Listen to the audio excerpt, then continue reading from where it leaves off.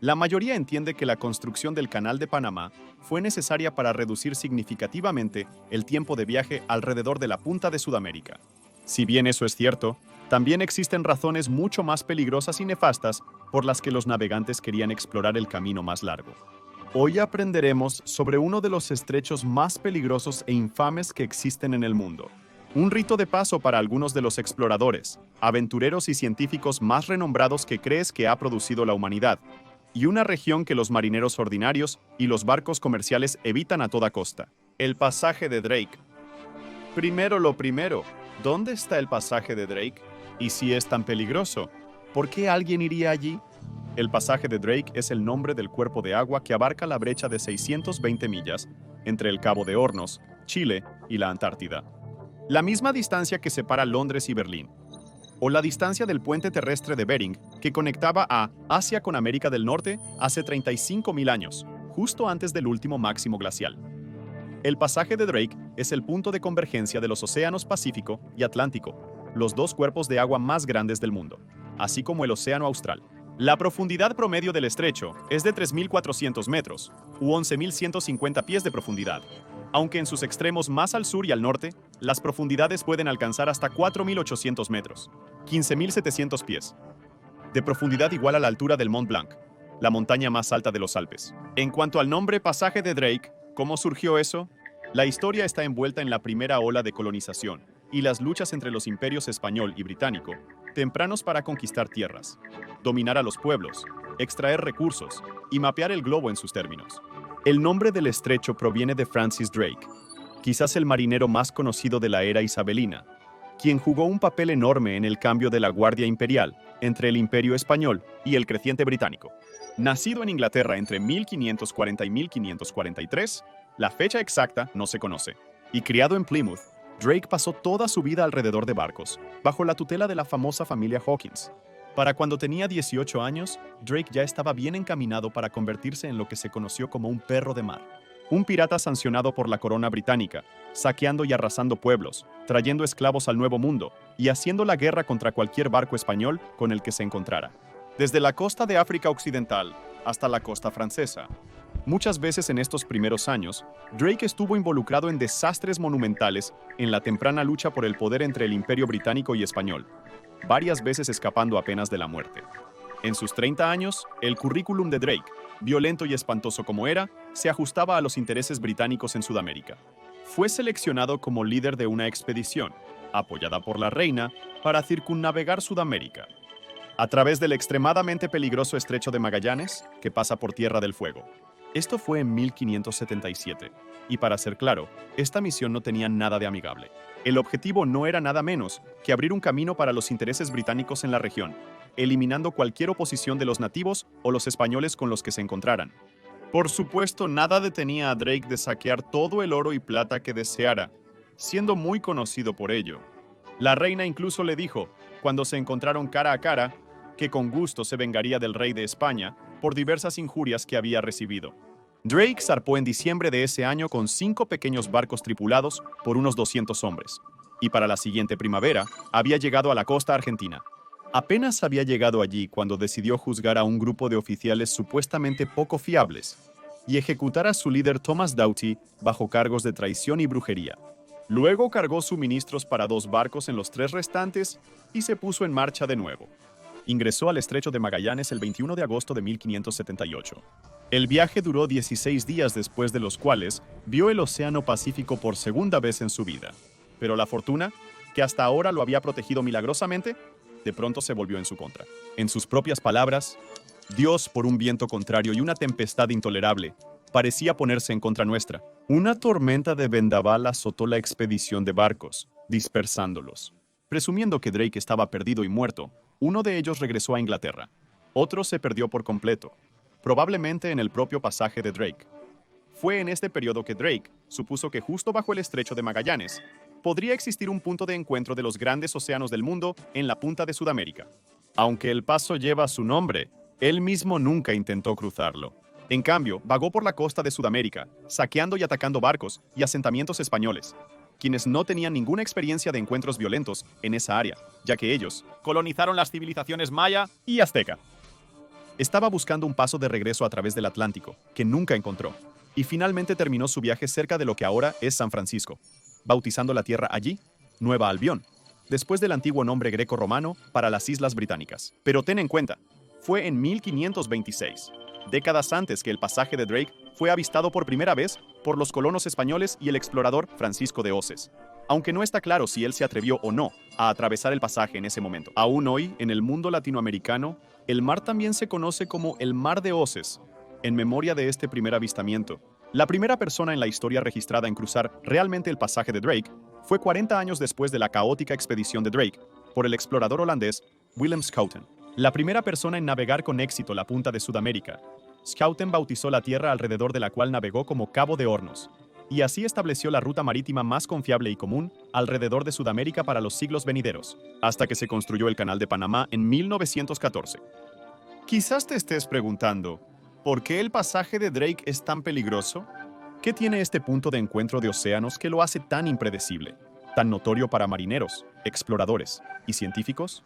Como punto de convergencia de las aguas antárticas más frías que fluyen hacia el norte y las aguas más cálidas del Atlántico y el Pacífico que fluyen hacia el sur, una enorme cantidad de agua fluye a través del pasaje de Drake, aproximadamente de 125 a 200 millones de metros cúbicos por segundo, o 600 veces lo del río Amazonas. Para poner esto en perspectiva, el río Amazonas es en sí mismo el río más poderoso del mundo, teniendo 5 veces la tasa de flujo que el siguiente río más poderoso, y moviendo más agua que el Mississippi, el Nilo y el Yangtze combinados.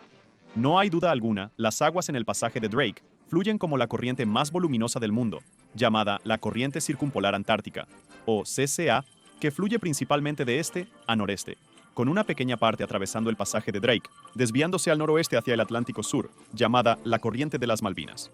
En la CCA, los tres océanos principales intercambian, con más que un poco de alboroto, calor, salinidad y nutrientes desde los confines más lejanos del globo. Esto hace que la CCA sea un actor clave en la regulación tanto del flujo como de la temperatura de lo que se llama la cinta transportadora oceánica. Pero esto no es todo. Según la mitología del pasaje de Drake, las aguas tienen dos estados, llamados respectivamente el Drake Lake y el Drake Shake.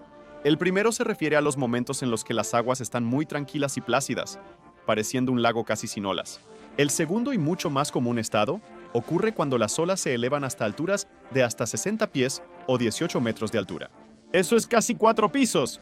Las temperaturas medias anuales del aire en el pasaje de Drake varían desde 41 grados Fahrenheit en el norte hasta 27 grados en el sur, o 5 a menos 3 grados Celsius, con las temperaturas del agua, que también varían desde 43 grados en el norte hasta 30 grados Fahrenheit en el sur o 6 a 4 grados Celsius. Esta transición no es suave en absoluto. A la latitud de 60 grados sur, las temperaturas cambian bruscamente en lo que se llama la zona de convergencia antártica, el área donde las frías aguas antárticas se encuentran con las aguas más cálidas de los océanos del mundo, hundiéndose y fluyendo hacia el norte, creando lo que se llama un sistema de circulación meridional. No solo es una gran frontera biológica entre la Antártida y la fauna marina subantártica, la convergencia de las corrientes oceánicas y las temperaturas aquí hace que las aguas sean extraordinariamente animadas, y los ciclones que se forman en el Pacífico más cálido regularmente se precipitan en el paso justo debajo de Tierra del Fuego y lo barren de este a oeste. Aunque no siempre se observan, los vientos, predominantemente del oeste, y muy fuertes, están casi siempre presentes, incluso en un raro golpe de suerte. Actualmente, el pasaje de Drake es casi el único camino por mar hacia la Antártida. Hacer el cruce desde Ushuaia, la ciudad más austral del mundo, toma de 36 a 48 horas. Antes de pasar a los logros espectaculares, hazañas impresionantes y derrotas trágicas que han tenido lugar en el pasaje de Drake, vale la pena repasar al menos algunos de los factores que hacen de esta región un estrecho tan inhóspito y letal. En primer lugar, el pasaje de Drake es uno de los lugares más remotos de la Tierra. Sin tierras cercanas donde buscar refugio o personas que puedan ayudarte, una emergencia en el pasaje de Drake debe ser tratada sola con lo que tengas. Un barco que cruza el pasaje debe estar bien equipado, relativamente autosuficiente y preparado para cualquier contingencia, aunque tal preparación es, a la luz de la extrema variabilidad de las condiciones, siempre hasta cierto punto un acto de fe.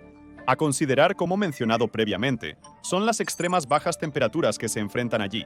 Las aguas son absolutamente frígidas, algunas de las aguas no congeladas más frías del mundo, dada la proximidad de la Antártida y la presencia de su corriente circumpolar.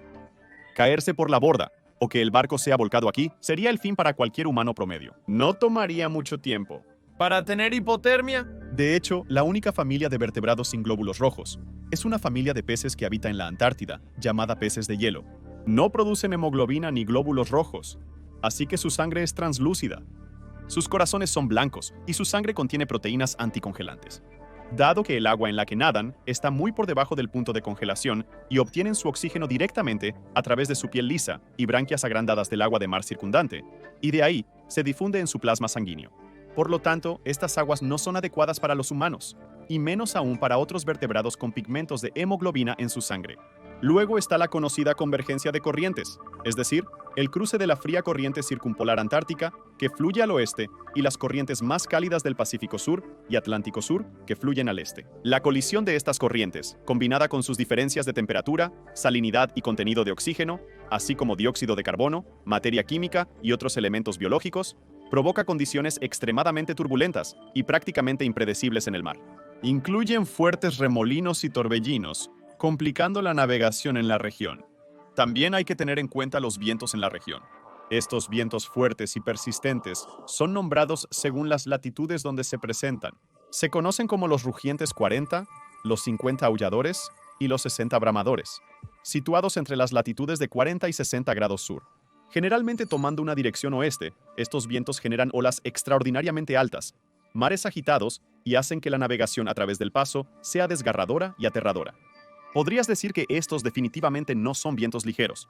Además, estos vientos provienen de las regiones más cálidas más al norte. La circulación del aire caliente en el sistema antártico más frío provoca condiciones climáticas extremadamente variables, capaces de cambiar en un instante.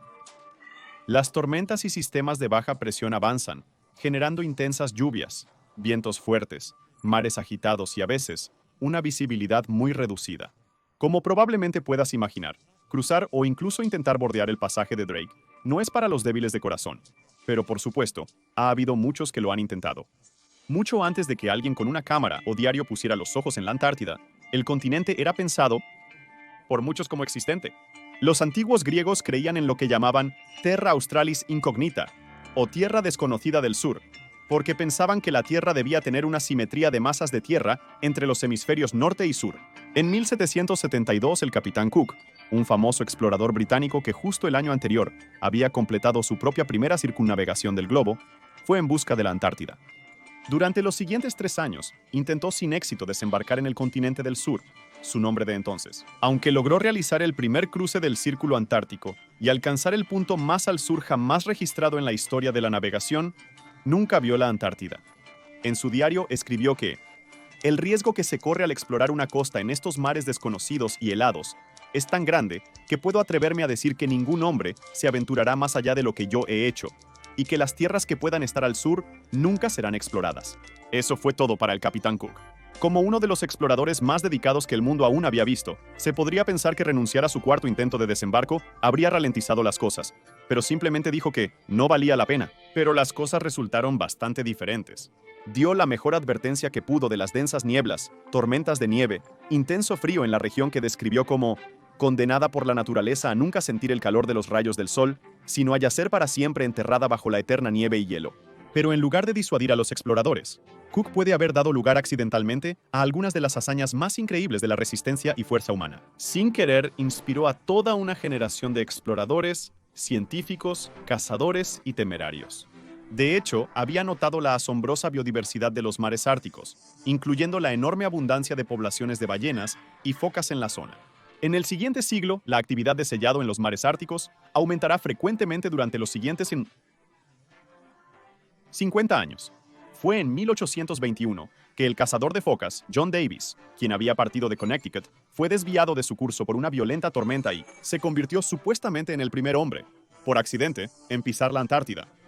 Pero a mediados del siglo XIX, las poblaciones de focas estaban disminuyendo y con ello, el interés en pasar por los mares más australes.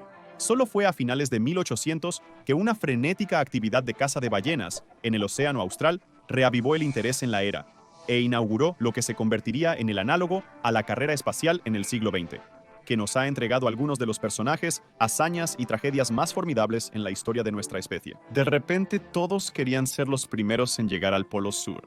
En 1902, el explorador británico Robert Falcon Scott guió a un equipo a 740 kilómetros del Polo Sur.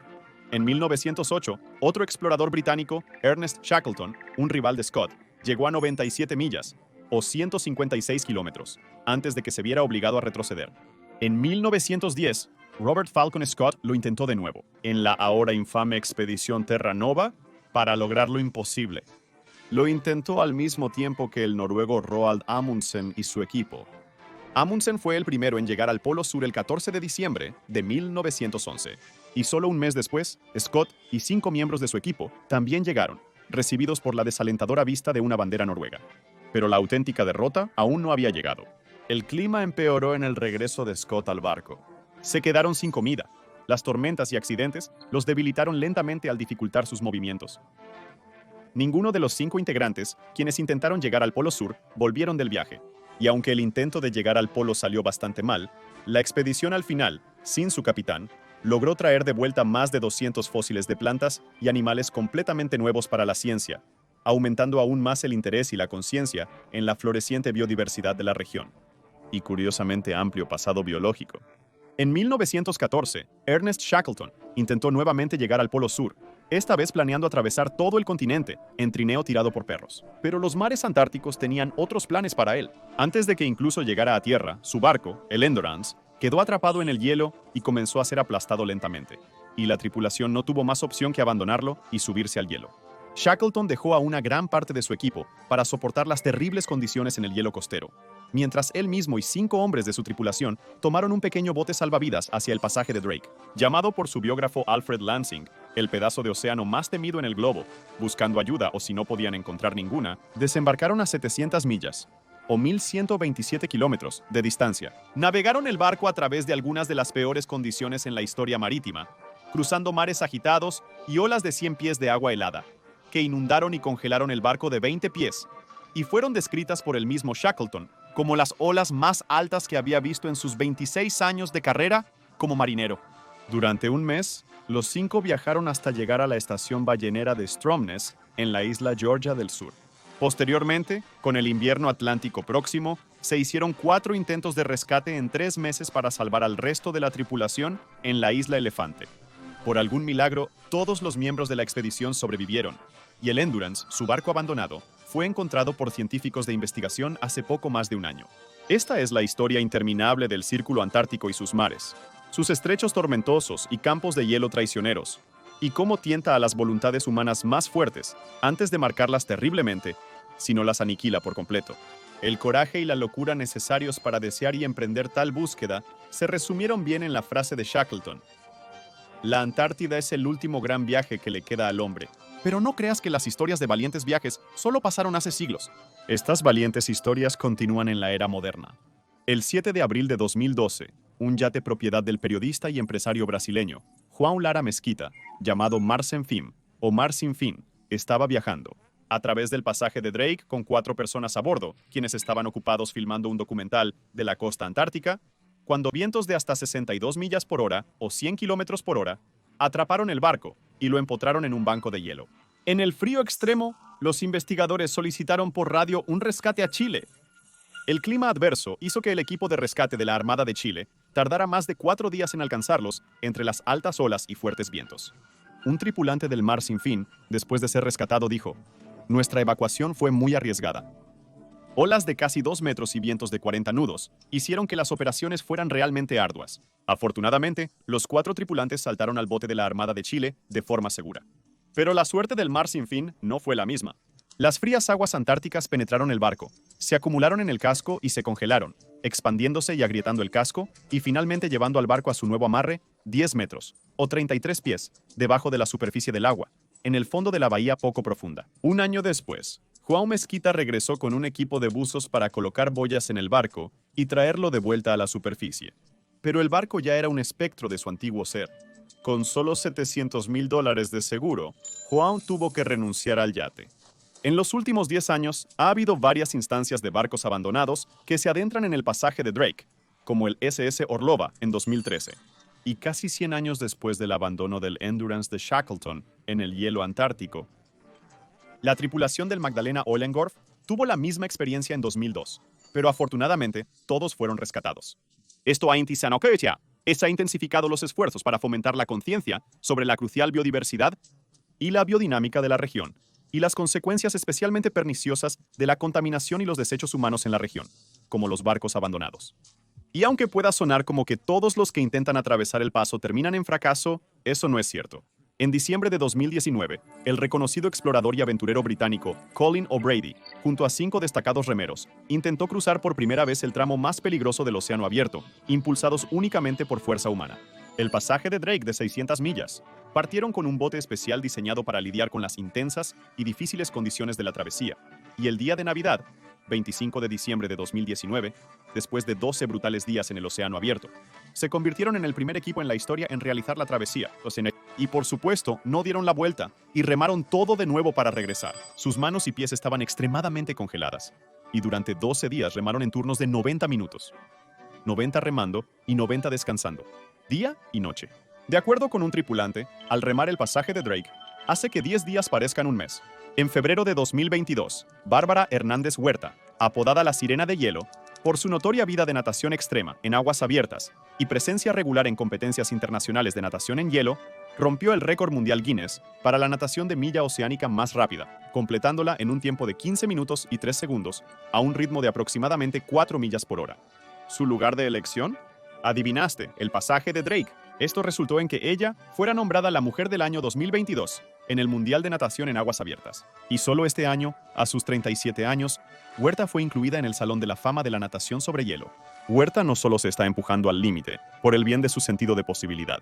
Otra razón por la que realiza nataciones tan enormes es para aumentar la conciencia sobre la limpieza del océano austral y para renovar y reforzar un consenso en torno a la protección de los océanos polares, que en un sentido muy real son una fuente de vida significativa para nuestro planeta.